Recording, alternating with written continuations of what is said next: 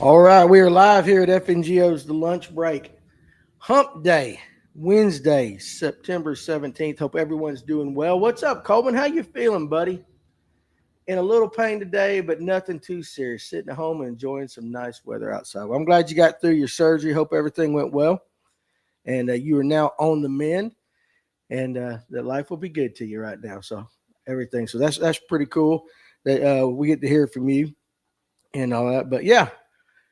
Guys, I tell you what, hump day sometimes, good Lord, you know how it is, right? And you people over there on TikTok, I appreciate you stopping by. I hope you stay for the entire conversation. Got a lot of things to talk about.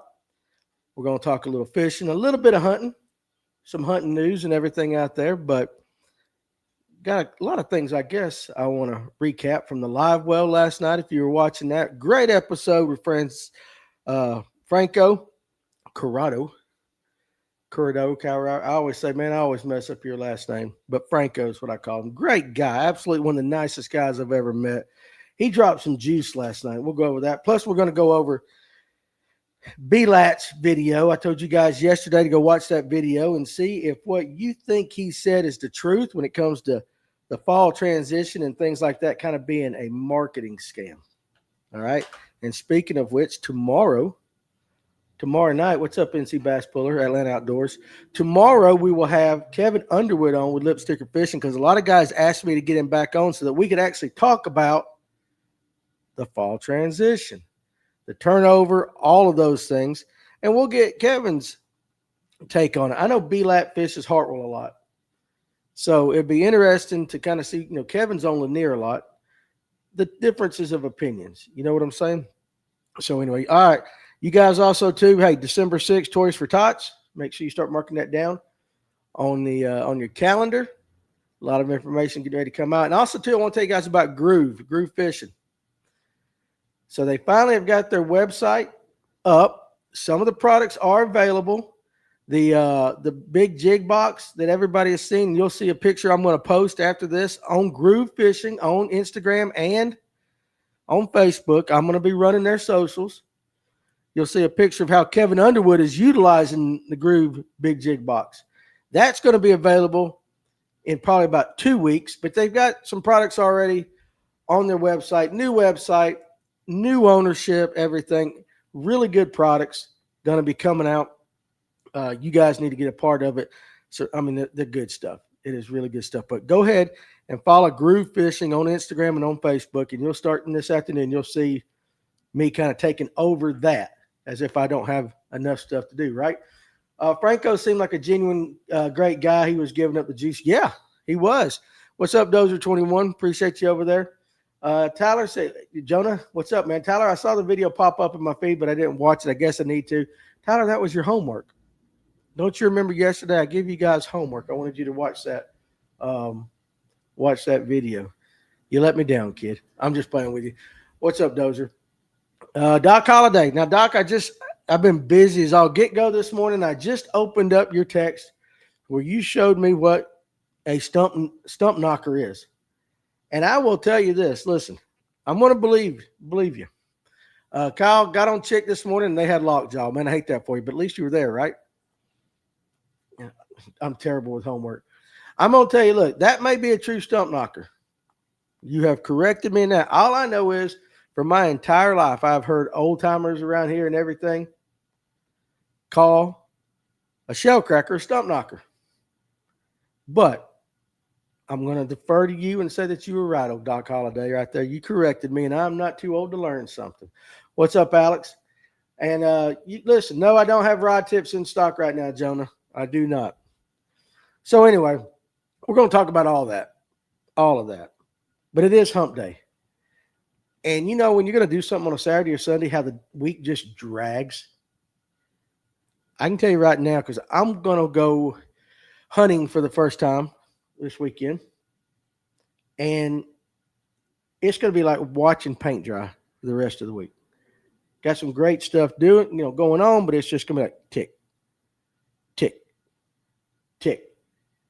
And it's going to be terrible. What's up, Atlanta Safe House? See you. Yeah, you're laughing. You're laughing because he knows where I'm going to go hunting. Anyway, we are halfway there.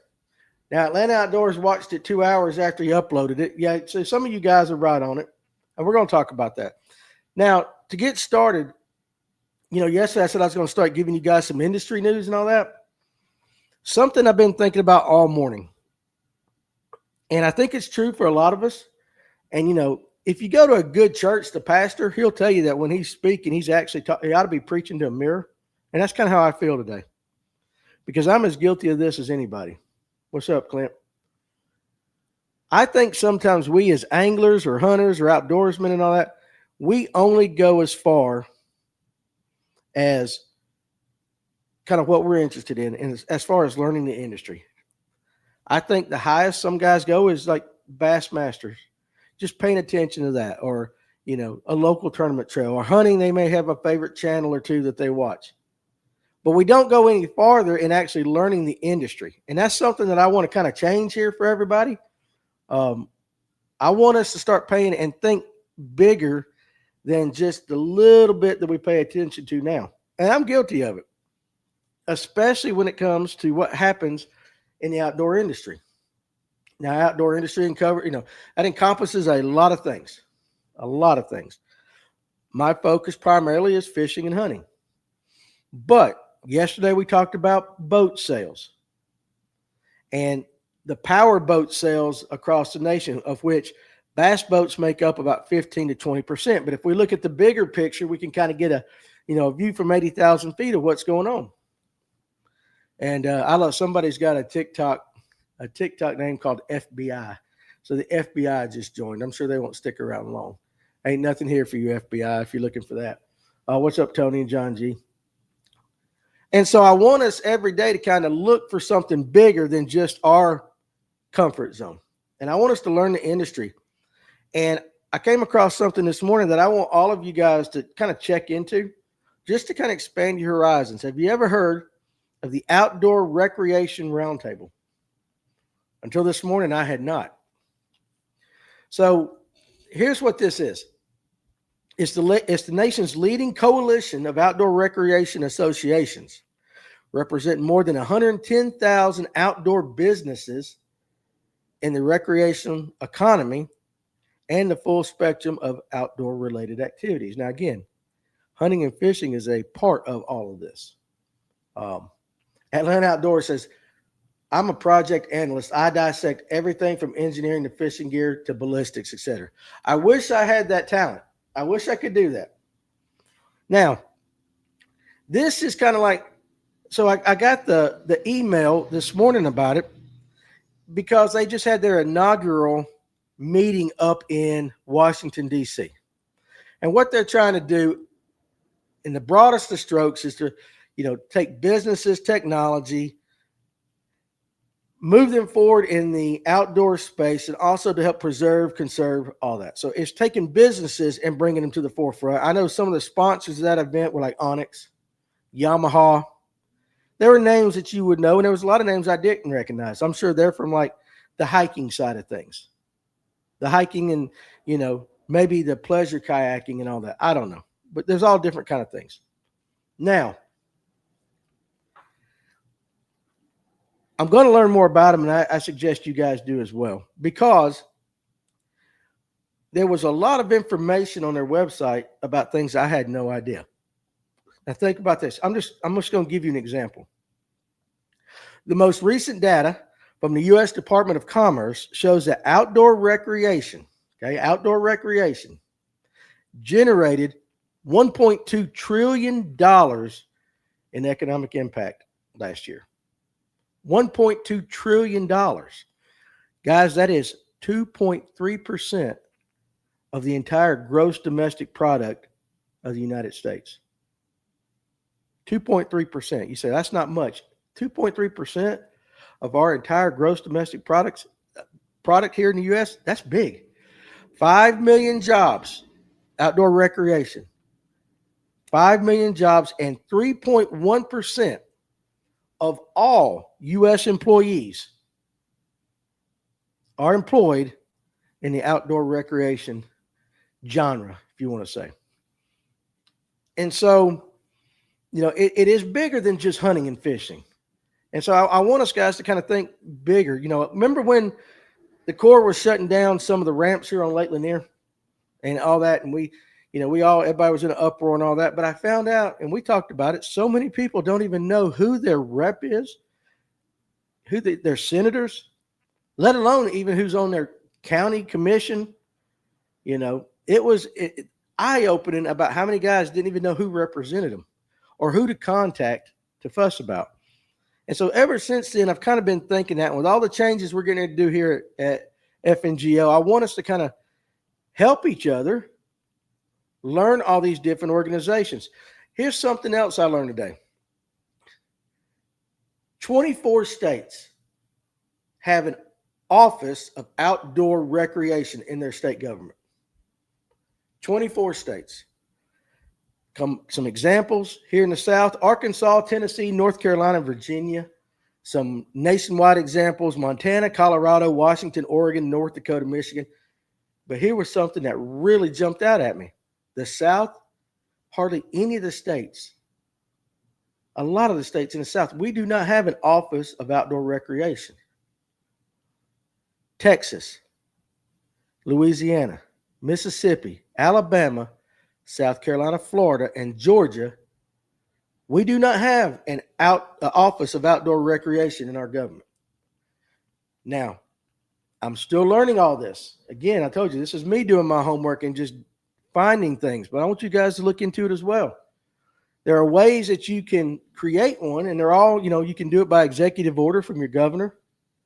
It can be created through the legislature. There was 2 other different ways, but these states have it. And so I want to figure out what's the purpose of the Office of Outdoor Recreation? How could it help us here in Georgia? And it kind of, things like that popped to mind. We've talked about Dawson Forest up here that the city of Atlanta owns, the WMA, the Atlanta tract, 10,000 acres. The rumor going around is it's up for sale. And it's not up for sale to people who want to preserve it for outdoorsmen, hunters, fishermen, people to camp on, to ride their horses on, to hike. No, what we heard, whether it's true or not, got to find out, is just going to be sold to developers. And we'll get a shit ton of houses on it.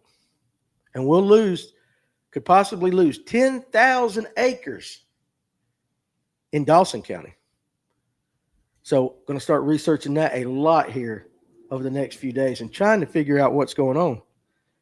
Because if we don't step up and start paying attention now, it will be too late. It will be too late. I don't want to see uncontrolled growth in Dawson County, much less something of that size. I mean, guys, listen. They'll tell you, hey, it's part of the master plan of growth and all this, and we go bullshit. I think Forsyth County, where I grew up, is an Indian word for how many houses we can stick on a quarter acre. That's exactly what Forsyth County is. It was country when I graduated, and now it is hell, it might as well be Marietta. No offense to those of you that live in Marietta, but it's just concrete and asphalt.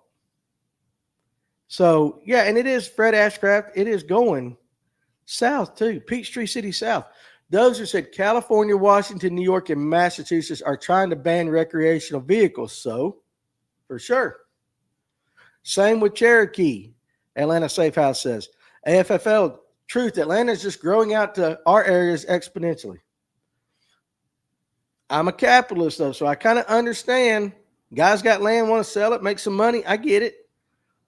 But if we don't at least try to join the conversation somehow, some way, then guys, y'all can just kiss that stuff goodbye. You just kiss it goodbye. And you know what? I'm 53. By the time it all happens and everything, I'll probably be in the dirt. But I got a grandkid on the way. I got a grandkid that I want to think about. Now, I see a lot of your comments over there. Yeah, Tyler, they're not going to answer back to you on Instagram for sure.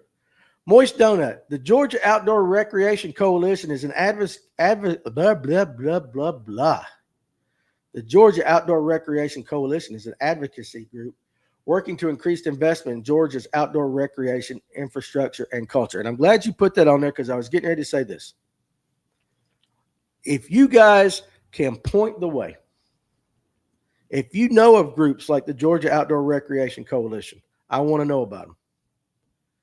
I want to learn this. I want to know about it. If you know of a situation like the rumor with Dawson Forest possibly being sold, I want to know about it because we want to look into it. Because I believe our platform is big enough now that we could actually make a little bit of noise in this world if we wanted to. I believe we could affect change because there is all the followers ain't watching right now. 100% I get it. But we've got enough pull now that we can at least get into somebody's ear. And so kind of as I was thinking with all these changes, and I'll kind of talk to you about these changes here at FNGO, one of the things I want to do is educate all of us about what's going on that we just aren't aware of. And I'm not talking about things that bad that are happening. I'm talking about things like Moist Donut just pointed out. I had no idea the Georgia Outdoor Recreation Coalition existed. That's on me. That's my fault. 100% my fault for not knowing, because I have been like a lot of guys just skating through life and only paying attention to what affects me daily and not really worrying about what might affect me 5 years, 10 years from now or what's going on. I'm guilty, big time guilty of not knowing what's going on. And so I want to start paying attention to these things because some of you young guys, you young bucks that follow us, you know what? When you're my age, I don't want you to have to deal with it. And so I want us to kind of start educating ourselves. When we make videos, we make, and a lot of you guys out there, we'll make a little funny video here, pull something out. Atlanta Safe House says we need more events for the youth to get them out more interested in hunting and fishing. Yes, we do. But, think about how we do all our social media. I'll pull clips from a podcast or we'll make a little funny video every now and then. But even what we talk about on the podcast really doesn't go no further than, hey, how can you guys catch more fish tomorrow? And that's a good thing. We'll never change that. But how much more could we affect it if we were able to, like if I was able to promote the Georgia Outdoor Recreation Coalition? And we could affect a lot more change that way. So like I said, I'm definitely talking to the mirror right here. But I want you guys to do the same. And I want you to bring me examples.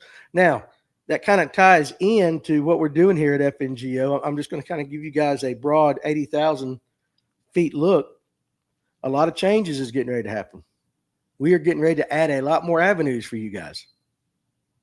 Okay. This morning, I changed Hunt North Georgia to FNGO Group Hunting. FNGO Hunting is going to have its own YouTube, all its own social medias. We're going to have FNGO Fly Fishing.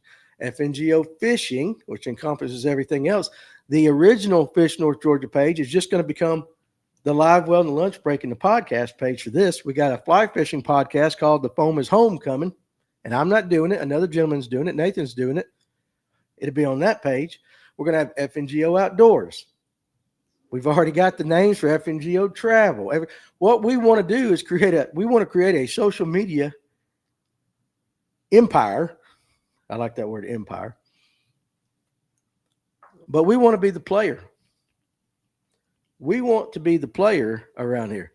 It's sad that land and water being sold has come down to money and the politicians are letting it happen, Brendan Glover. 100%. It's probably because we don't bitch about it enough. You can affect some change if we want to. But we're getting FNGO is going to be, I'm still waiting for the lawsuits to occur from the Chevron Act being overturned. Yeah, and I need to study more up on that too. I'm aware of it, but I need to study up more on it. See, that's what I'm saying. With everything I'm saying is like there's something I need to go learn. But FNGO is going to be the parent company, so to speak. And all of these little avenues are filtered down to try to make the experience of what you guys are more interested in. If one of you guys are just interested in fly fishing, we want to give you a fly fishing channel. If it's hunting, I like to hunt and fish. We're going to give you the hunting and fishing channel. If you are a kayaker, a hiker, something like that, there's your outdoor channel. But by doing all of these things, now we are expanding our reach across a much, much bigger, much larger part of the population here in Georgia and the Southeast. And in doing so, we ought to be able to affect some positive change. Now, it's going to take a while to grow it all. Okay. It's not like this is our vision for it. Carson, listen, definitely in the hunting. And here's the thing for all you guys, and whether you're on TikTok, whether you're on YouTube, is it's going to take a bunch of you guys to actually help us get this going. So we're actually looking for contributors. And in part, we'll do our best to help you grow your social media and everything. And then, like I've been telling Tony and them that help us so much, Tony and Alex and Tim and all the guys on the podcast, man, I want to get big enough where I can just hire them away from their jobs and pay them to just represent us full time. And that could be you. If it's on the hunting page, you never know. We got to build it. But in doing so, you'll get to be a part. You'll get definitely be a part of it. We need contributors. You guys got a video out there? Hey, let's stick it out there for people to see. Let's see. Tyler says, I have a lot of strong opinions on how the state manages native brook trout habitat. Hey, let's make a difference with it. The DNR has something called the Georgia Outdoor Industry Coalition. I'm going to look into it. If we want change in the state, we have to show up at public meetings 100%. That's just a starting point. You wouldn't believe how few people do. And that is very true. That is very, very true. And I will tell you this. The truth is, for most, and I'm guilty, it's easier to get on Facebook and go, I do not think they should build that there. I do not think we should sell that land. I do not think this. I do not think that. But I'll be damned, none of us get up and go to the actual meeting, right? And I'm guilty of it. I'm guilty of it. I should have went to the meeting when they let Crystal Falls up there above my house go from what was originally supposed to be a big golfing community with decent sized lots and big houses. And when they were losing their ass on that, then they changed it up. Let's build townhomes in there for 55 and up. Knowing good and dang well where we're located, without all the amenities around, and with Big Canoe up the road and Bent Tree up here that are already technically older communities, they're not going to sell that out to 55s and up. And so knowing that, eventually they're going to open it up to people younger than that. And it's just a way of them saying, hey, we can't sell the big homes right now in the economy, but let's see how many people we can stick in townhomes. And I got nothing against townhomes unless you're trying to build a townhome out in the middle of the country somewhere. Up 400, up 75 on the corridors where the interstates and all that. Hey, listen, I get it. But out here in the middle of nowhere, just because you decided you wanted to build a golf course and now you can't sell houses, that kind of stuff. And then our commissioners, and I think we got 5 here in Dawson County.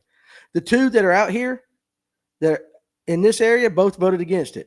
But the 3 over there on the other side of the county, where this does not affect them at all, pass. And you know who's guilty of not showing up and raising hell? This guy. I'm guilty. A lot of us are guilty of that. I would be more willing to pay a guy to show up at these meetings. Well, listen, as long as we get somebody there, you can pay me. I'll show up and do something. Just tell me which one we're fuss about.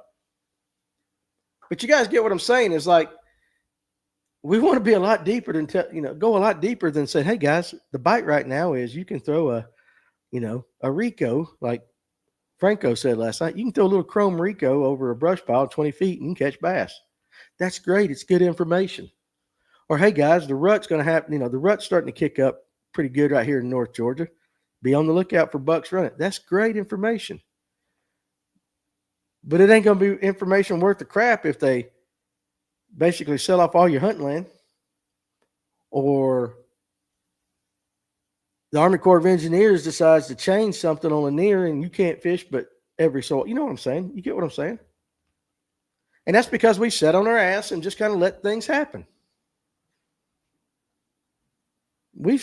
Okay, let me rephrase that. I've sat on my ass and let things happen. And I know I'm on a soapbox right now. Don't mean to, didn't intend to, but it's just what's been going through my mind. FNGO TV. Well, that's basically what the YouTube will be. We've even toyed with the idea of having our own streaming channel. I mean, for the right amount of money, guys, you can start your own just fast stream TV channel.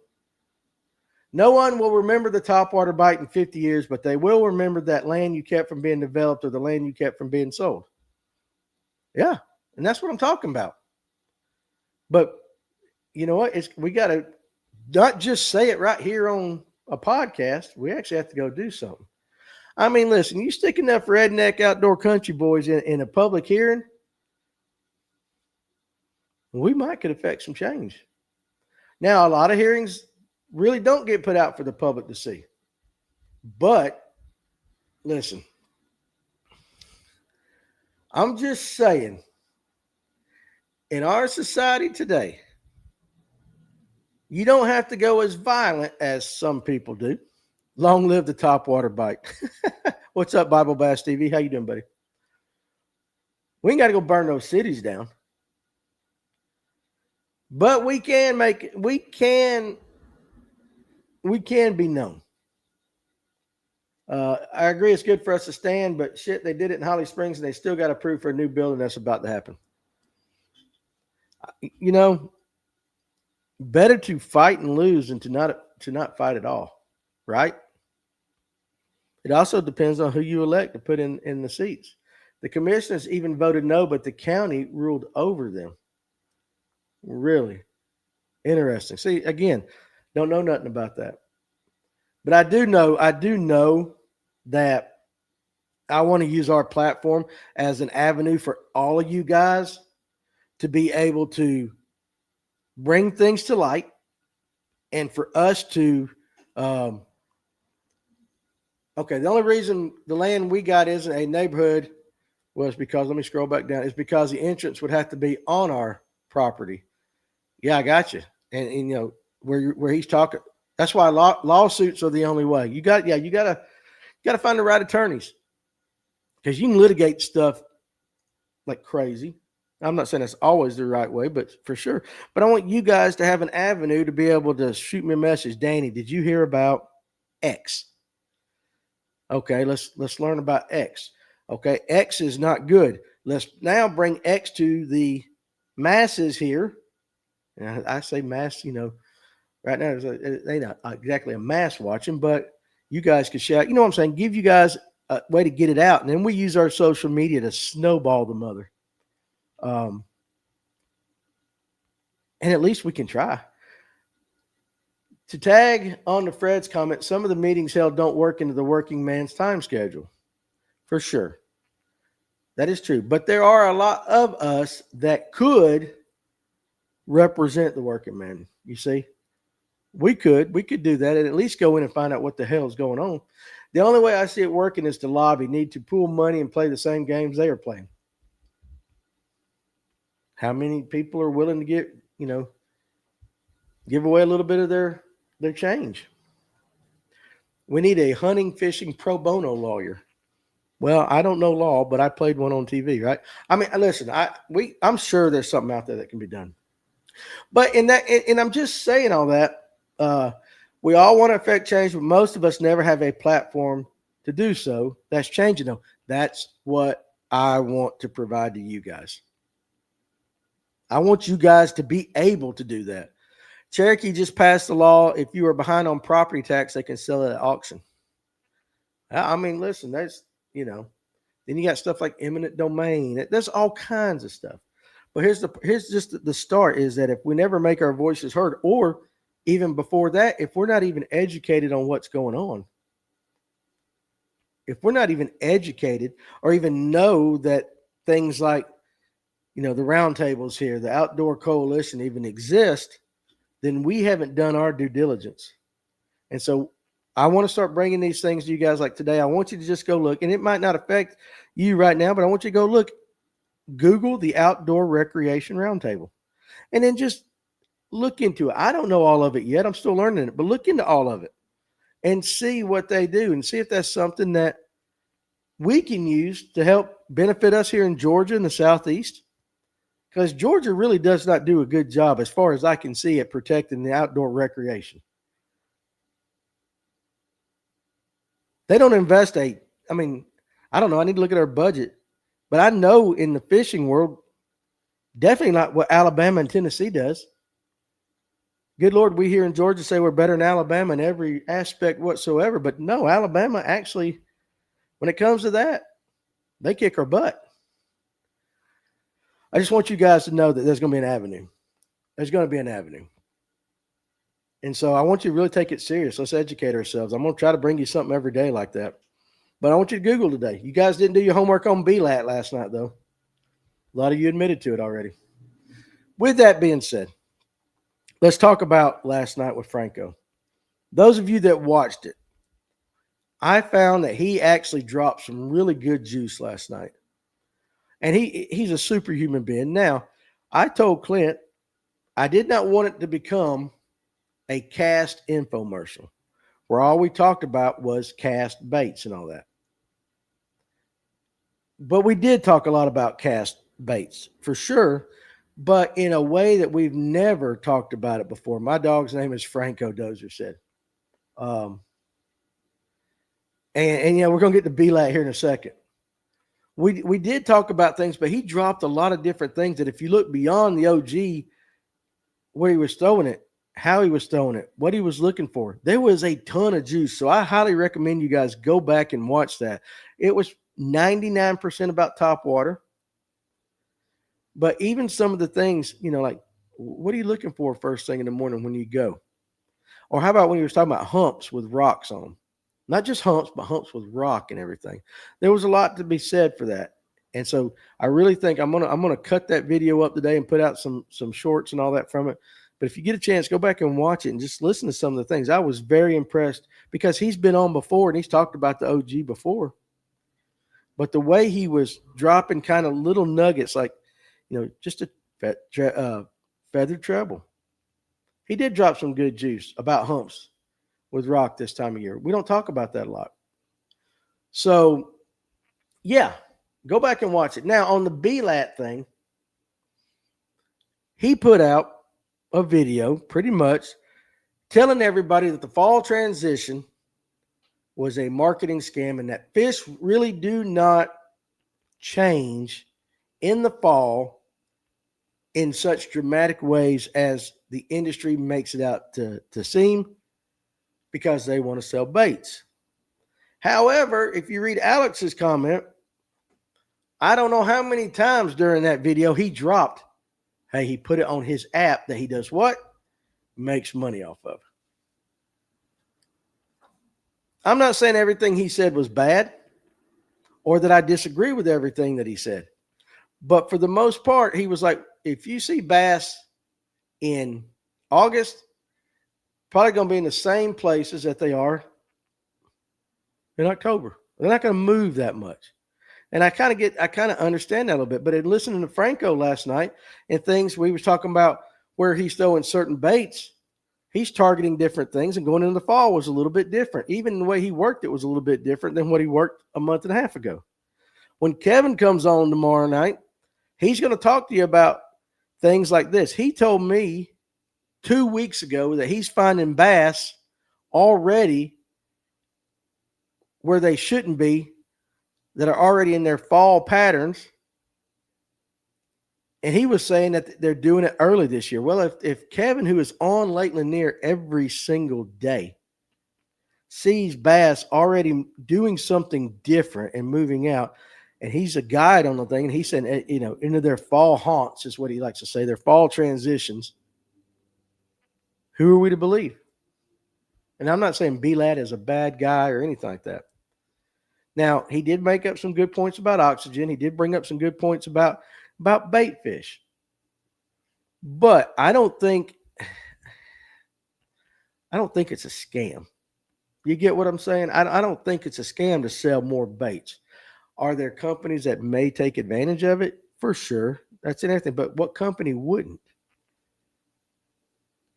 We label a podcast the fall transition.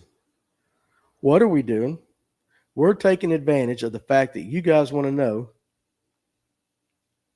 what the fall transition is. I can't fuss at a company that's selling a bait to try to make money doing the exact same thing, different industry. I mean, different kind of way we're approaching it, but same thing. BLAT basically did the same thing, even by saying it's a scam. Because you know what he did? He got us to click. And so whether you want to admit whether the fish are moving or not, you can't say it's a marketing scam when we all do it. Now, Chris Johnson says the fall transition is legit. I personally agree. I think there is a big difference in what a bass is doing on Lake Lanier in the heat of end of July and August and what they're doing for the next 2 or 3 weeks. Now, do I think that a bass that's down there in front of the dam is going to all of a sudden migrate all the way to the north point of Lake Lanier? No. But I guarantee they're hitting different baits. They're doing things. They're starting to prepare. That natural instinct that they have, they're smarter than we give them credit for instinctually. Now, I mean, they're not going to pass an IQ test because their brain's the size of, my pinky nail. But the good Lord, when he designed them, gave them some instinctual habits that they do. Yeah, and he did compare the fall transitions to birds migrating. 2 totally different things that you can't compare it to. I don't agree with him on that. Messick said, I was talking about, okay, let me get back up here. Let's start with Alex. If you think the pattern won't change for fall when the water temp drops and the turnover comes, you're crazy. I agree. Messick says, I was talking about the transition when we got on our first cold front. I've seen it before. It's like it changes something in their heads when it gets that chill at night. 100%. Chris Johnson says, I won a tournament in the very back of a creek Saturday. The same place the prior week was dead. It changes. And then shad mimicking baits are the go-to after this point on. Yeah. And we even talked about it a little bit last night. Franco said that he had to downsize. A lot of guys talk about downsizing. Now, he said you still can catch big fish on big baits like the OG, but even he was throwing a Rico. And at some point, a lot of guys throw smaller baits in the fall. And it's not just because somebody on Fishing Wire said, hey, throw small baits. It's because guys have been out on the water like he is all the daggum time, realize that sometimes you got to change it up a little bit, and sometimes they're keying in on smaller bait. We are all migrating animals. Yeah, and Justin says, bass are way smarter than we give them credit for. One day I know, dude. Tracy Coker says they're starting to move into the creeks. When do they move into the creeks? Autumn. Remember we talked about that name the other day, autumn, fall. DP says, we migrated to the fireplace in the winter and to the pool in the summer. That's right. We did. And then Tyler says, I know there's fall patterns, but it seems like the fish on the brush piles don't move no matter what time of year. I could be wrong. I think they will move brush pile depths. But also, too, listen, there's some bass, we've talked about here before, there are some bass that are they like shallow water. They'll stay shallow year round. There's some guys that are out there deep. He even said in that video, he thinks that not all spotted bass spawn. Some of them just stay out there and eat. That's a guess. Alex says, we got that. Let's see. We got that first cold front, and I was hammering big, largemouth dirt shallow. Water temp came back up, and they were gone. Bait was still there, but the bass were gone. Exactly. The actual width of the bait matters a ton, too, not just the length. I agree with that. And, there are a lot of – listen, I'm not saying he's wrong on the entire video. And brush fish, like Atlanta Outdoors says, they are fish that will relate to brush, that they're brush fish. There are fish that will relate to timber, for sure. But I don't think you can take the entire season and just say there are no changes, because you guys see it with your own eyes, and you don't have to be a professional fisherman to see it. You don't have to be a professional fisherman to know. If you're on the water, you see changes. Now, what we can talk about is, as he says, are they as extreme as some make it? Now, that he might be right. You might have fish that are doing one thing, and just like you, Alex, the bass may have migrated back out a little bit because of the heat. For sure, that could happen, but they may not go from 10-foot dirt shallow to 40 foot of water and stay there. I get that. I don't buy that it's an entire marketing scam. And listen, I'm not as smart as B-Lat when it comes to fishing. I go by what I see you guys in the comment section say. I go by what guys that come in here to the shop it say. They say, and if you kind of, what's up, LP5 Patriot?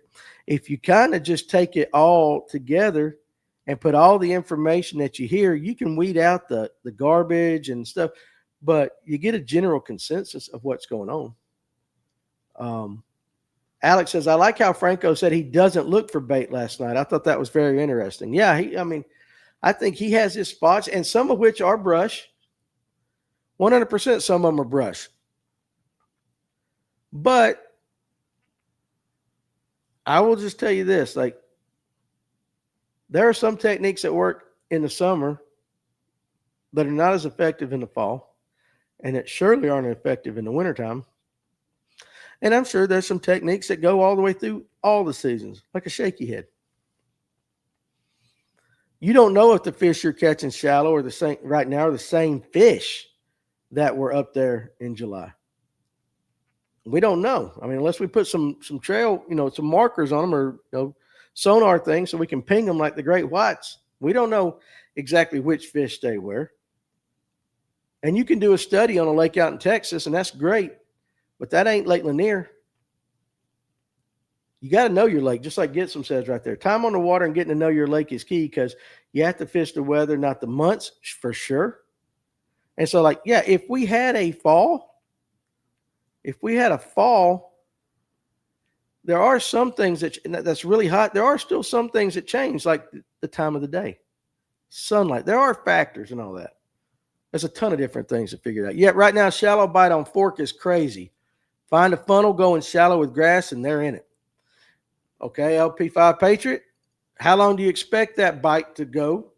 And was that bite there a month ago? Just curious. Don't know Texas lakes.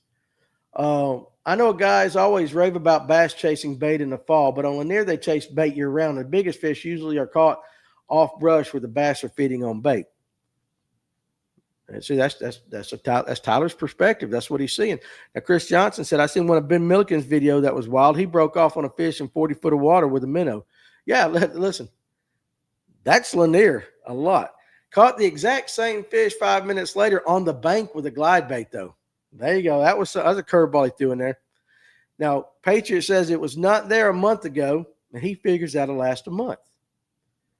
So, Patriot, being you fish a Texas lake, is this something that you've seen consistently like this? Is this a pattern that you saw last year about this time or in similar weather in the fall and maybe the year before? Is that something you can kind of count on?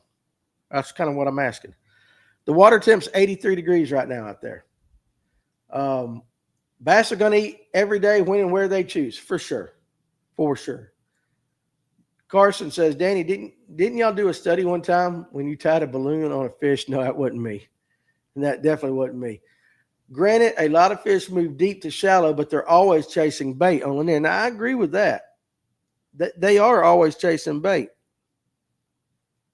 But sometimes they do set up in places where the bait should kind of go. Think about the ditch bite in the wintertime when the ditch bite is on. How does it happen? It kind of changes, like Franco said last night, by the day. A lot of guys early in the morning on Lake Lanier in the wintertime, the bait, if you get out on the lake at the right time in the very, very back of a creek, the spots are, and maybe I got some largemouth there, but the bass are blowing up bait as far back as you can get it. As the sun comes up, those bass will migrate back down into the ditch and even to the edge of the timber. And that's almost a consistent thing year after year after year. But it happens at a certain time of the year.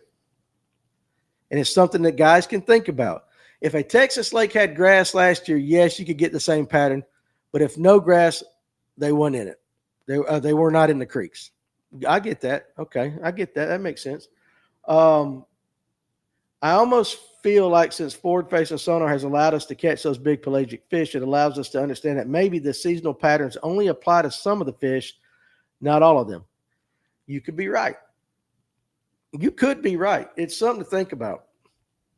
But it doesn't mean that it doesn't happen. You see what I'm saying? Like those fish, if they're all, it also too depends on what's the bait doing in the fall, what's the bait doing in the wintertime. They may be chasing them all year long. But why are you not throwing topwater in January often? I know there's days. You see what I'm saying? So the bait, even the bait changes though with the winter or with the changing of the seasons. And so you may have bass that is all they do is chase that bait pelagically out there in the big water. But they're going to go where the bait is, for sure. Although the fish have to spawn, every animal has to reproduce. It's a biological requirement. I agree with that.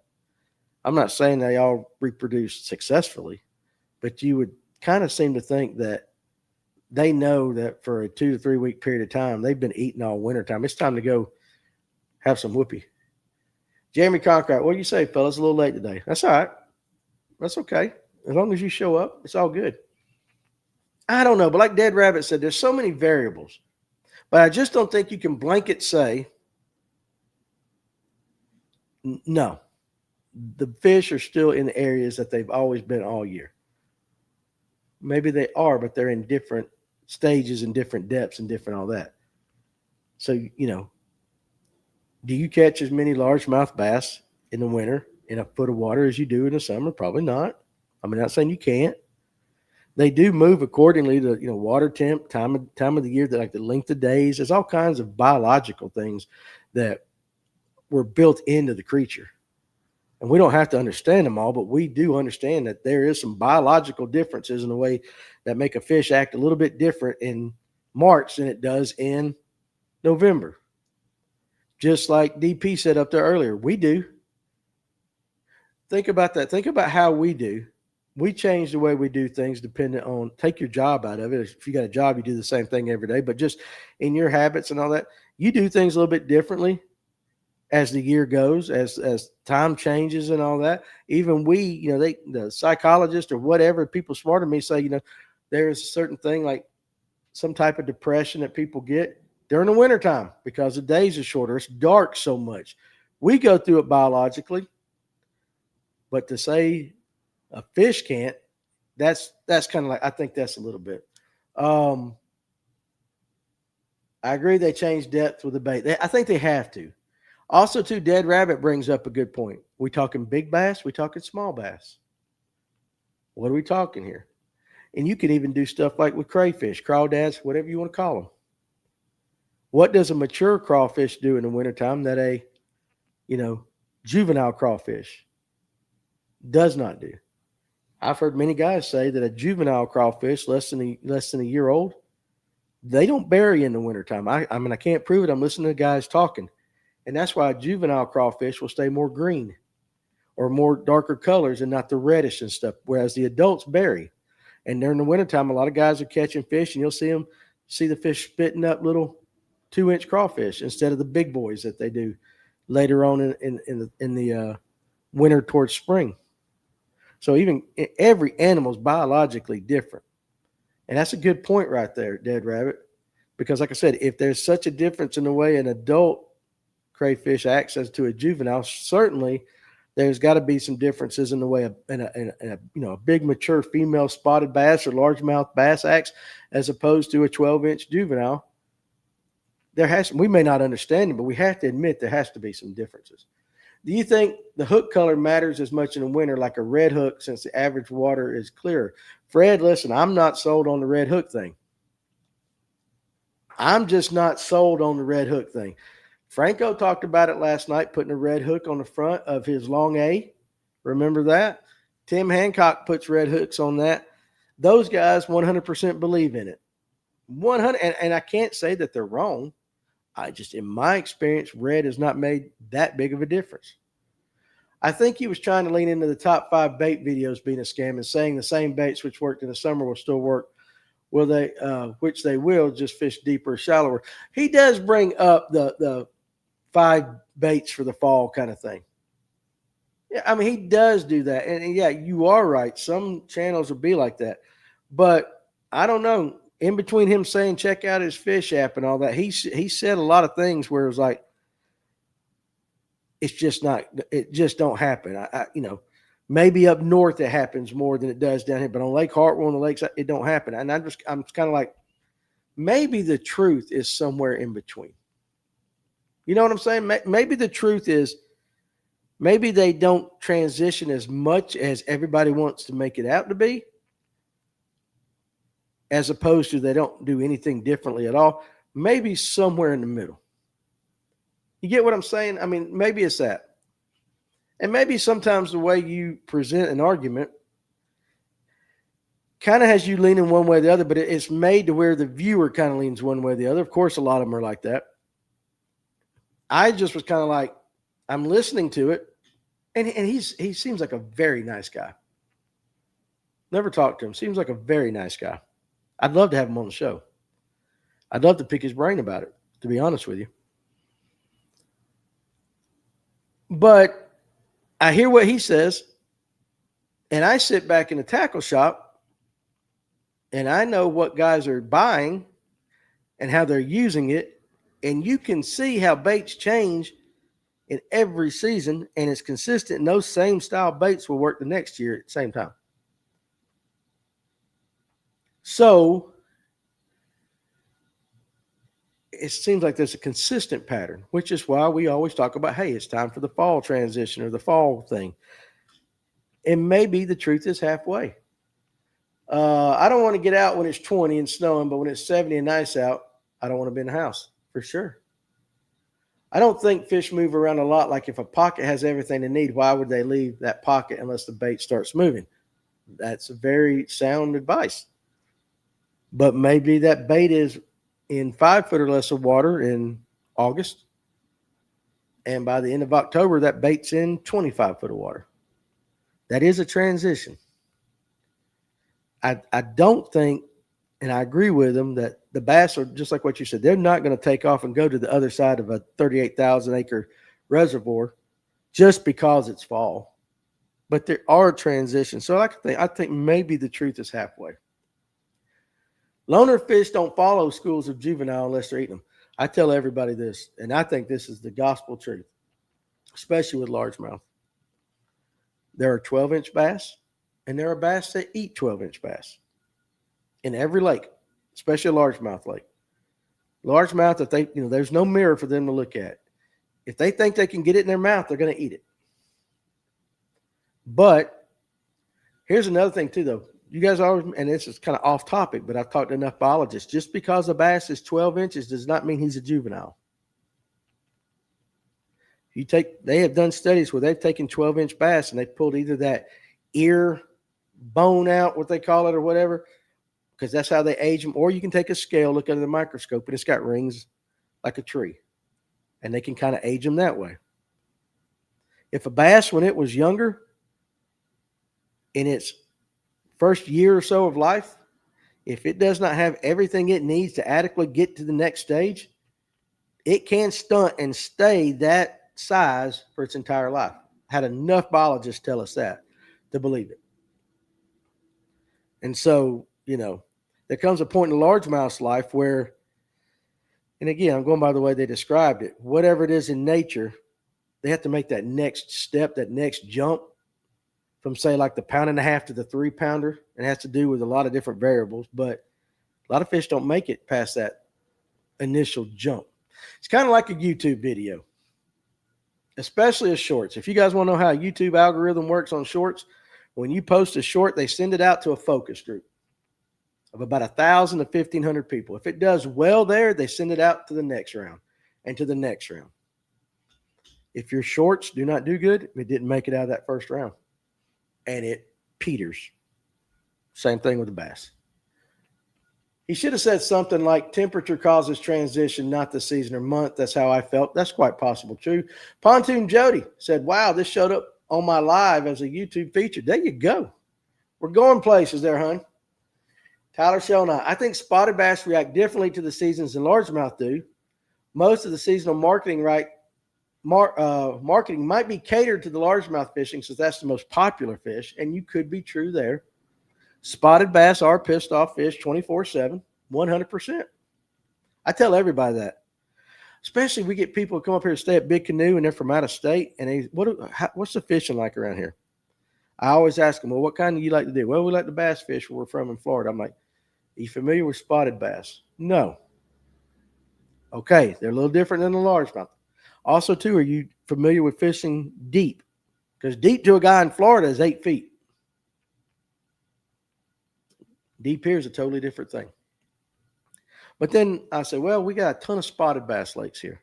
Well, what's a spotted bass like? Well, they're a little bit smaller than a largemouth, but they're just pissed off fish all the time. And they're like, I said, yeah, literally. They're aggressive. They're just semi-angry all the time. They're in a mood. They hit. They fight like crazy. They're just pissed off little fish. And you know what? They kind of understand it after you say that. Probably more of a transition happens in the north. He did say that. He did say that northern lakes totally different than southern lakes. Pontoon Jody wants to know, do you all fish for white and yellow bass and stripers? I have caught yellow bass and some white bass when I went up the Chick. Do not fish for them down here. And stripers is just a byproduct of bass fishing. There are a lot of guys that fish for stripers down here. There's some guys that fish for stripers exclusively. But if you ask a bass guy on Lake Lanier, the majority of them do not like stripers because, of course, they're fishing with a little bit smaller, lighter equipment, and many a cast OG and expensive plugs and stuff like that have been lost to stripers. Fun fish. I mean, I caught a 15-pounder on my Spro rock crawler rod. Very, very light rod. A lot of parabolic action. And let's just say I had to feather it for a long time just to wear it out and get it in. Couldn't hoss it. And I think that's the experience of a lot of bass guys around here. Like, they'll catch them every once in a while and like, okay, it's a fun fight. But they don't want to catch them because they will absolutely wreak havoc on your equipment, your line, your plugs, and all that. But yeah, there are some people that do that. White bass, like Tim. I know Tim fishes. Tim McGuire that runs our show sometimes. He fishes for them out there on Brushy Branch off the Coosa River. He goes for the white bass and all that. But I really don't hear a lot of people talking about yellow bass at all in Georgia. I'm not saying they're not here. You just don't hear a lot of people talk about it. But I did get some the last time I was up on Chick. We got into, I mean, those little yellow bass were small. We waxed their asses. Water temp dictates everything. I do agree. That's got a lot to do with it. You could see the thermocline on that underwater video from Kevin Underwood. See, and that was what? He put that out a month and a half ago. And I also remember that video. You had these big gizzard shads schooling with spotted bass. Crazy. It's crazy. Messick said, I've caught 5-pounders hanging in the same brush piles as 12-inchers. So I do believe they roam together, but just don't target the same size bait. And he wants to know, what's a yellow bass? I'll say this. Georgia, love the podcast. Makes my morning routine so relaxing. Hope everyone has a good day. I hope you have a good day too, Georgia. You relax us. We have a great start of the day. Appreciate it. We're just some good old boys, and we're glad you stopped by. And gal, Pontoon Jody's here. We do have our gal in here. Yellow bass kind of like, listen, like the ones that we caught look like a white bass, a little smaller, but they're kind of yellowish. I mean, I guess to say it, I don't know the technical term or exactly what you want to say they are, but they're like almost like, you know how a bass sits in the mud and they get that kind of stain on their stomachs and stuff. That's kind of what I thought the yellow bass looked like. It looked like a white bass that was stained. Now, Pontoon Jody probably could give you a much more in-depth review of the yellow bass because that's the only place I've ever caught them, and they were small. Some people call yellow bass bar bass. Maybe, like I said, and it's not a perch. It's not a perch, but it is a little bit different. Hey, listen, I'm fine with guys, but thank you for thinking of me. Hey, Pontoon Jody, listen, what? Tell everybody in the comments section what exactly a yellow bass is, because you're up there with them. I fish for whites in the spring there, their spawn run, then striper at night during the shad spawn on topwater. A lot of guys throw top water during the wintertime here. I will say this on Lake Lanier, big long A bombers and stuff for stripers. Steven says pike, muskie, and bowfin are fun, but tear up my bass tackle. Even my heavy stuff gets a workout in my kayak. Yeah, I bet that is. So muskie is a different beast. I haven't caught a bowfin or a pike. I've caught muskie. Different beast. I wonder if the spots realized the big gizzards were choking hazards. I don't know, man. I don't know, but I'm telling you what, those were seriously, they were as big as the spots on that video. Spot 5 spotted bass. Hope everybody's doing good. He's here. We're glad you stopped by, buddy. Jeremy says they're shaped like a white bass. That's yellow with bar lines like a white bass. And that's what I was trying to say. It's like, she says, I catch them at the dam and use them for bait. That I can believe for them big old catfish. But what Jeremy just described is it. It looks like a little white bass. And yellow is kind of like, I mean, it ain't chartreuse. It's more dingy. Like a smaller version of a white bass, but towards the stomach, they are yellow tinted, low on the sides and on the stomach. Yeah, kind of like they've sat in mud. That's kind of what I would say. Like, they're different. They're pretty fun to catch on a little micro crankbait, things like that. When we found them, we were just one after the other. Boom, boom, boom, boom. But we weren't even catching any. And I don't know, are they good eating? Are yellow bass good eating? Is Underwood's underwater video free? Yeah, if you go to Lip Sticker Fishing on Facebook, I think he put it on Lip Sticker. It's on there. And it's like 10 minutes long. And at one point in the video, you think you're seeing the bottom, but it's actually the thermocline. You could go deeper through that. He put it on there just to kind of show that, which I thought was pretty interesting. Let me do my TikTok, don't lose you guys thing here, if my phone decides it's going to work. But yeah, Pontoon Jody, can you eat, or even Jeremy, can you guys eat yellow bass? And if you can, are they good? Because we didn't eat them. Like I said, we didn't catch anything. And we were closer to, I almost could see the dam on Chickamauga when we were fishing that day. That's the day I caught that big ass nasty drum for the TV show. And that guy decided to cook it. That's the nastiest fish I've ever put in my life, put in my mouth. It was like chewing an umbilical cord. It was like tough. That could have been the way he cooked it, or the fact that we caught it the day before. The guy went home, he scaled it and just threw it in his freezer or refrigerator. I think he gutted it. I don't know, but he said he was going to cook it for us the next day. Then he got that kind of that grill, that specialized grill that you put grease in, it's almost like a cauldron kind of thing. He threw that thing in there, and I'm like, my goodness. It did not look good from the get-go. And then he put it on that sandwich and he put some kind of marsala sauce on it. The guy was trying to be really fancy. And put that lettuce on it, and I took a bite, and I lied my ass off. On the TV show, I look like I'm eating it, but behind the scenes, I was like, that is terrible. That's the episode that the producer said, look, Danny, if the food's no good, you can say it's no good. I was like, I didn't want to hurt the guy's feelings. Don't eat a drum out of Chickamauga. Awful. Seeing that made me not want to throw a big glide. They're smaller than whites. They only get about 10 inches or so. That's right, because the ones we saw were small. Now, Pontoon Jody says, I eat white bass, but yellow bass ain't big enough for me to fool with cleaning. Okay, that makes sense, because we didn't catch any that were big. Tracy Coker said, I caught a 13-inch gizzard shad around Bill Elliott's place last year on a crankbait, biggest I've seen. They do get big. I don't think people realize how big a gizzard can get.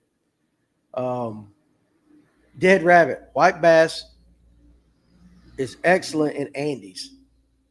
Okay, white bass I can go with. White bass are awesome hybrid. They're good too. Jody, what's your PB catfish? Messick wants to know. Our buddy from South Carolina wants to know, what's your PB catfish? Now, Jody says, I catch a fish with red eyes in the creeks for bait, and someone told me it was a rock bass, but I don't have a clue what it is. Now, we have red-eye bass. I don't know what, that's Tyler put that. Is it a red-eye bass? Did you find it interesting, Joe? 63-pound blue cat, 43-pound flathead, 16-pound channel, 33-pound striper. Woman's she's got her PBs listed quick. She threw it out there. Boom, boom, boom, boom. That's so funny. Jody, did you appreciate? I know you said you appreciated that story I put out about the couple in Idaho, but I don't know if I mentioned it or if you heard it. But that fish was caught on cut crappie. They had crappie in their freezer that they had caught, and they decided to cut it up and use it for bait, which I found to be a travesty. To me, you could catch catfish on so many other lesser tasting fish, but maybe that's all they had. But I do see every once in a while guys will hook up a big crappie on like the river, Tennessee River, one of them rivers like that, and they chunk it out. And I'm like, man, that's a good taco going to waste right there. Doesn't Chatoog hold the record, Georgia State record, smallmouth bass? Now look, Jody says, I'm using crappie this weekend. Oh, you catfishers. Hey, listen, if it works, right? 100%. I get it. I just would be like, and I guess I don't go after catfish the size that you go after. I mean, I'm a chicken liver guy in a farm pond for catfish. I have run a trot line or two on a lake that I wasn't supposed to run a trot line or two on. But the biggest fish we caught on that trot line might have been a 10-pound channel. That's about my record for a channel cat's about 10 pounds. But Chatoog holding the state record smallmouth bass. Some of you guys that have Google right there can Google it. I don't know. I always found the most interesting state record that Georgia has is the 60-something pound muskie out of Blue Ridge or something like that. Huge muskie caught back in the 60s or 50s or something for Blue Ridge. I think that is the most unusual. I mean, and people are like, gosh, Danny, y'all got the world record largemouth bass. That to me is not as I mean, that's great. We have big bass in Georgia, but a muskie, that's to me, that is the like, and of course, it's the one record that will never be broken, I don't think. I don't think 7-2 in 1973 at a Chatoog. And if you talk to Kaz Anderson and them guys up there now, like there's still some big ones up there, but they're not as plentiful as they used to be. Tyler says the world record largemouth could be a scam. Who knows? That is one of those that's kind of hard. I catch bass with bluegill. Now, that's what I grew up doing, Jody. That's exactly. DP's got to run. All right, buddy. We'll see you later.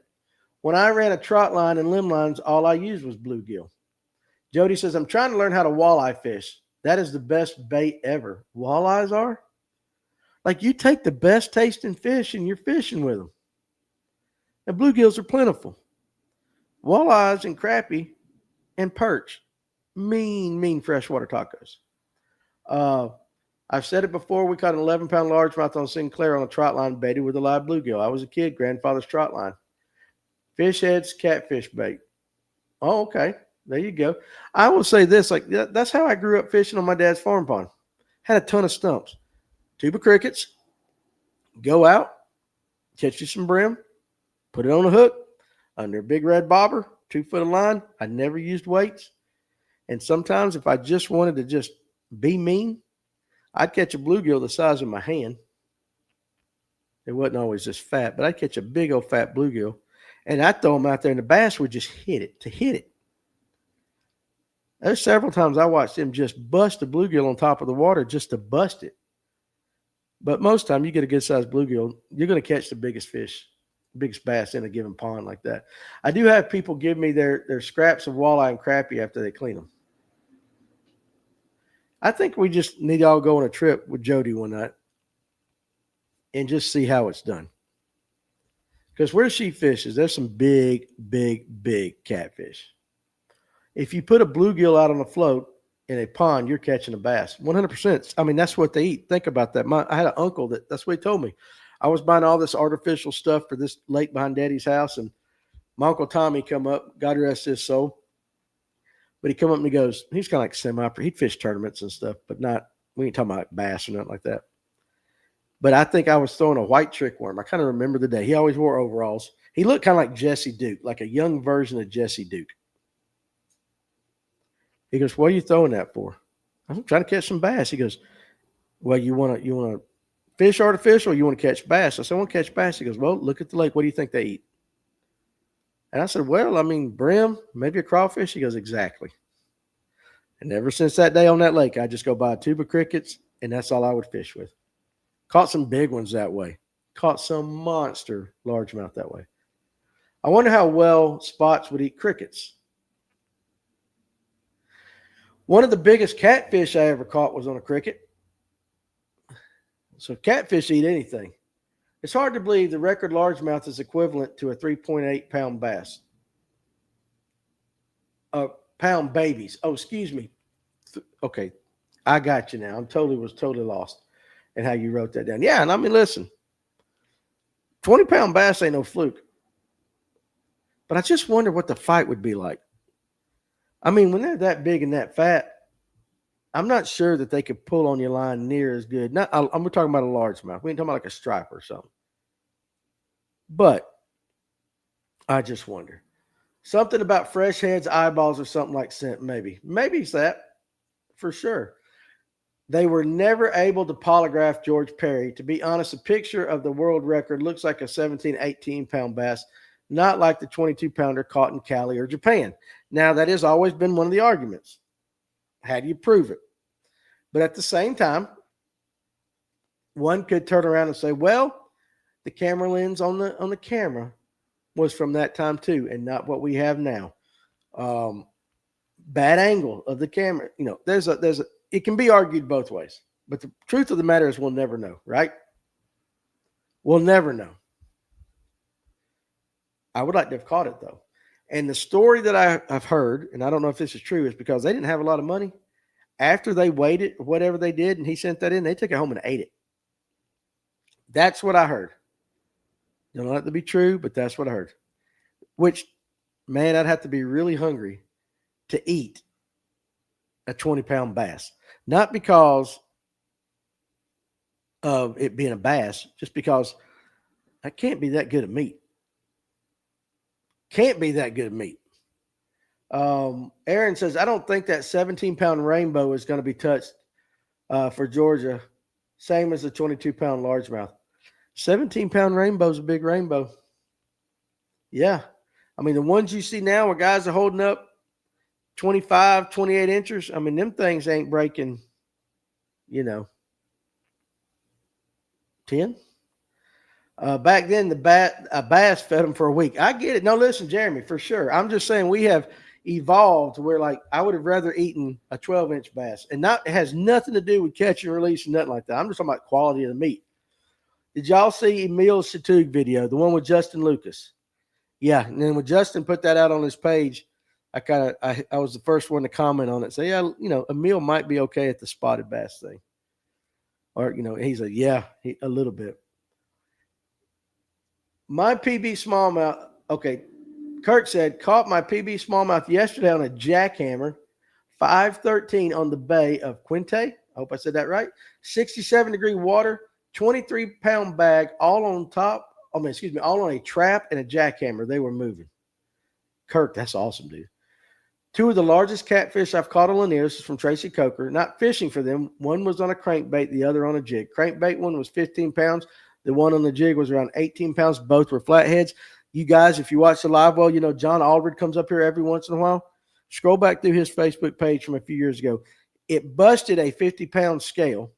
It was a flathead. I think it was on Allatoona or Ackworth, one of those two. And I think it was caught on a chatterbait. And he was in a kayak. John Alder did that. We've talked about it a few times. I couldn't help ask Rock, about yellow bass. Okay, good. That's the, for those that don't know, that's the XAI. They say they are mostly native to the Mississippi basin. They say they're great to eat. Just got to be bigger.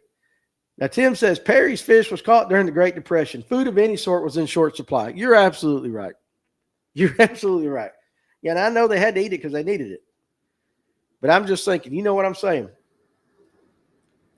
If I'd have caught that fish now and they said you got to eat it, I'd be like, ugh. It'll be kind of like mushy.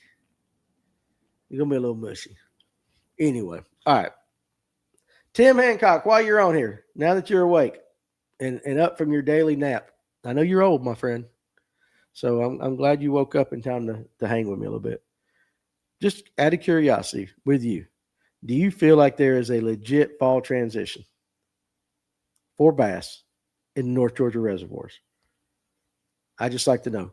That's what we're going to talk about tomorrow night with Kevin Underwood. We're going to talk about fall tactics, turnover, things like that.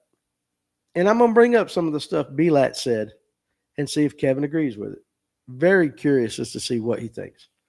Dead Rabbit, I watch dude on Gunnersville every day drag in 30 to 40-pound cats constantly on cranking worms. Now, Hancock says depends on the lake, and I guess that is true. Very true. Cody Jones, one of my biggest catfish came out of the Ohio River while I was fishing a bass tournament, flipping a regular-sized Zoom brush hog. It had to have been at least 25, 30 pounds.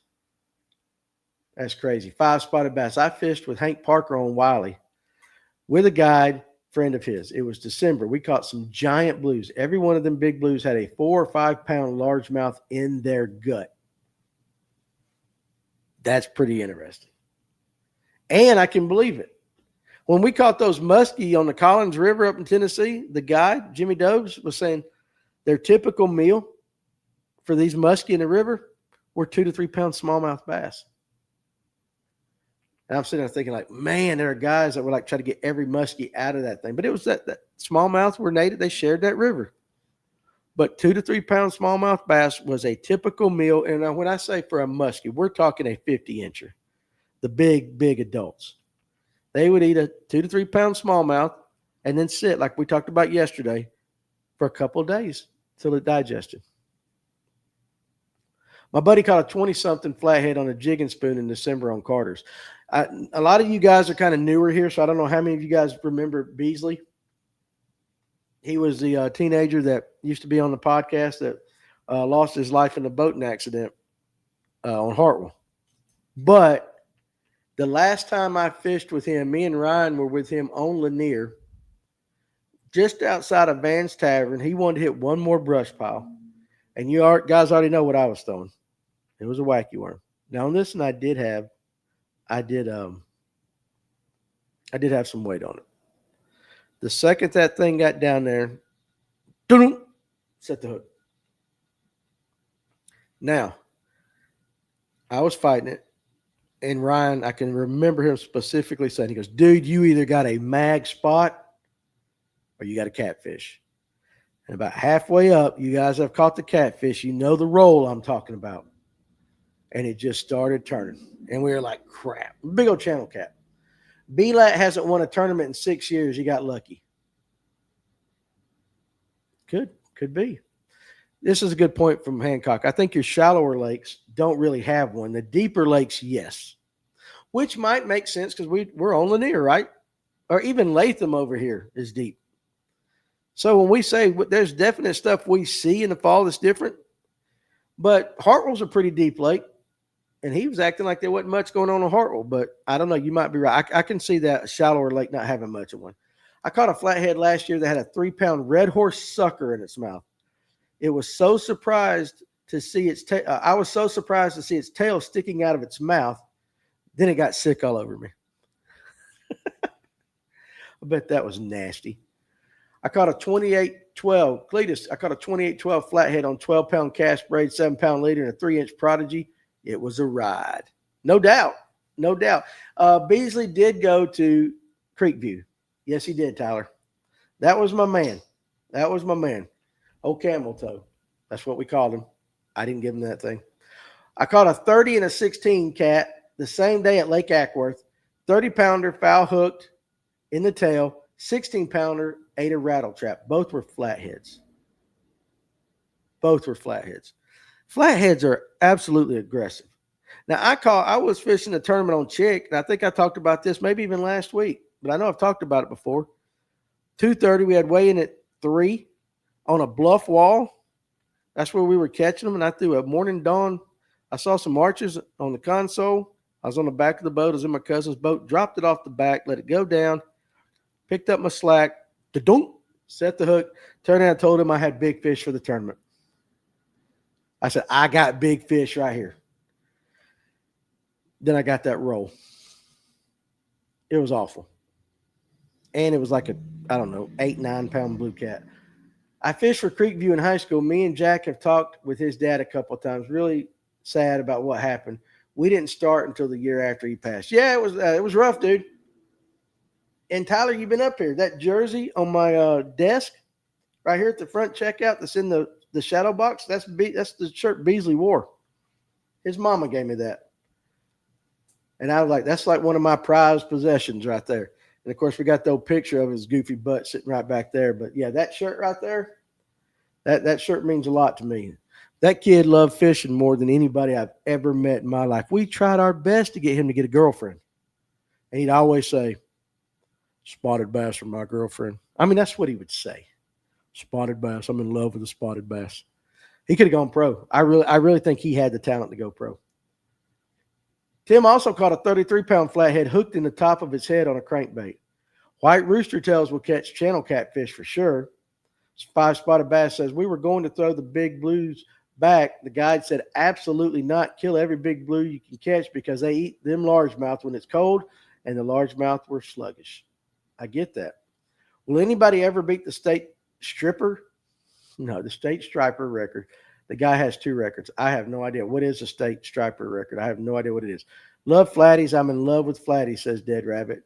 Tyler said that kid didn't believe there were fish above Brown's Bridge from what his dad said. Nope. He was a South Lake Lanier. Hi, Patricia. Oh, okay. Pontoon Jody's saying hello, Patricia. Now, I have one catfish story, and it's true, and I have witnesses. Fishing a bass tournament on Lake Lanier, throwing a shaky head on the bottom. I feel like the thunk, set the hook, start fighting, going, man, this is absolutely fighting funny, dude. My cousin, Jason Glaze, can testify to this. Got it up. Somebody had hooked this channel cat in the stomach. Must have broke the line or whatever, or they just bit it off or whatever. So the hook is sticking out of the stomach. The point of my shaky head hook went through the line tie opening of the hook. So I hooked the eye of the hook that was hooked into the belly of the catfish. What are the odds? And to be honest with you, we could not get, since the hook got through that, I guess when I set the hook, I forced it through, but because of the barb of the hook, we couldn't get my hook off. I had to break it and retie. True story. Jason Glaze was my witness that day. I was on his boat. We were just like, we couldn't believe it. And it happened in Baldridge Marina, in that creek back in there. 59.62 pounds is a state record for the striper. Interesting. Last year, I foul hooked a 9-pound cat with a 1.5-pound crappie stuck in his throat, and he's got it on video. I can believe it. That's the thing about a fish. They ain't looking in the mirror. They don't know how big their mouth is. They just think, hey, I can eat that. It's kind of like me at a buffet. I just feel like I could eat it. Doesn't always work that way. I think Georgia and South Carolina records are Hartwell and Russell. I'll have to look into that. I haven't paid attention to that. All right, guys. So look, let's do this. You know what I'm going to be doing this afternoon? I'm going to go hang some deer stands. I'm going to sneak out a little early, go hang some deer stands so I ain't got to do it Saturday morning. We're going to come back tomorrow. We're going to come back tomorrow for the lunch break. We'll continue all our talk. And then tomorrow night, Kevin Underwood on the LiveWell will be in studio. If you're in the area, you're more than welcome to come hang out with us. Tyler's done it. More than welcome to come hang out during the show. Enjoy the talks before and after the show. We're going to talk about this fall transition and whether it's real or not, at least from Kevin Underwood's point of view, and to try to squeeze in for some juice on how to catch fish, just like we did with Franco last night on these herring fisheries. Because I do think I just think Lanier, Allatoona, I think we're just so different in North Georgia than we are a lot of lakes. But you guys join us with that. We'll do a lunch break tomorrow. We'll do a lunch break Friday, and then we're going to go enjoy the weekend. And so hopefully, Georgia's not playing. A lot of you guys will not be stuck in front of your TV. You'll be out doing something. So it is hump day. We're on the downhill side of things. So you guys, listen, appreciate you joining me for the lunch break. Good conversation. I always love seeing the same names come out. It's just like we're just like a cult little family. I love it. So you guys join us again tomorrow. If I don't see you or don't talk to you for a while, be safe out there. Enjoy your life. Have some fun. And we'll do it on the next one, okay? So I'm going to get rid of my YouTube guys over here if this mouse decides to work. So you guys have a great rest of your day, YouTube. We'll talk to you later.